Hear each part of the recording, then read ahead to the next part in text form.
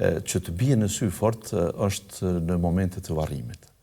Për shembull, më ateisti mundohet tash të bëjë diçka fetare për të vdekurin që po e lën në varr.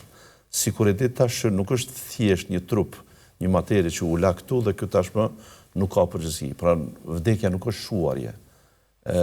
Ata vetë e akceptojnë. Mundohet kush të vendos një element fetar, një lule. Pra pse lule? Pse lule? Sepse mundohet që në një farforme të tregoj për gjallërinë eventuale që ajo mund të merr prej dheut të varrit, ti shërbej në një farforme për së miri atij që është në varr. Kjo është interesante, të bjen sy, sigurisht. Po, padyshim. Dhe është shumë interesant kjo çështje sepse ata të cilët e shohin botën në përgjithësi dhe njeriu në veçanti, vetëm nga aspekti material. Me një farforme ata e shohin vetëm një anë, një dimension të vogël të jetës që ka njeriu, të realitetit që ka njeriu. Dhe ndoshta 99.9% të botës tjetër ata nuk e kanë të njohur këtë çështje. Dhe gjatë përditshmërisë vinë në situata të ndryshme që e demantojnë vetëm në farfjale. Si shembull, e vorros njeriu ateisti dhe ndërkohë thot u prefsh në paqe. Pse do të më prej në paqe për diçka që ka përfunduar? Sakt. Dhe ku çon nga ajo paqe sipas juve? Ku e pas ka vend ajo?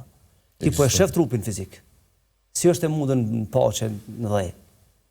Pra vetë ju e demanton veten, duke mos e kuptuar se ka rënë në një pozicion jashtëzakonisht të keq. Pra, për këtë arsye, askush se njeh njeriu më mirë se vetë krijuesi. As njeriu vetveten se njeh. Dhe Zoti na bën ftesë në Kur'an që ta analizojmë konstruktin njeri. Dhe përmes analizimit, studimit të vim përfundim se projektuesi, krijuesi është i gjithdijshëm. Ai e ka kriju njeriu në këtë dimension, fizik dhe shpirtëror. Dhe trupi dhe shpirti të bëhen bashkë me një periudhë, jo të ankohen. Për shembull, ne themi ku ka qenë shpirti para se marrë këtë botë. Edhe atëherë ku po shoj ka pasi po dal nga këtij trupi.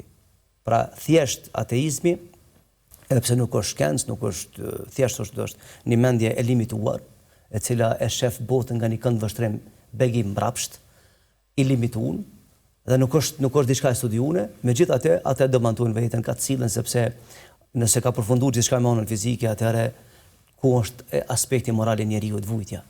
Sakt. Është treguar dhe kjo ka qarkulluar shumë, sidomos në vitet më të theksuara të komunizmit në vendin tonë, ku një profesor universitar flet për ateizmin, në fakt flet se nuk ka Zot, nuk ekziston Zoti. Studenti mundohet ta mbrojë teorinë e besimit se Zoti ekziston e tjera. Edhe nxehet debati dhe në fund profesori thot pasha Zotin nuk ka Zot.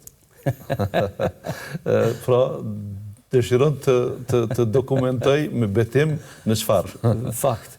Kjo është tamam u prefsh në paqe. Po fakt, do të thonë në mënyrë të natyrshme her pas here Zoti jep një mundësi me dalë pas asaj krize, për atij perimetrit të ngushtë të mendimit.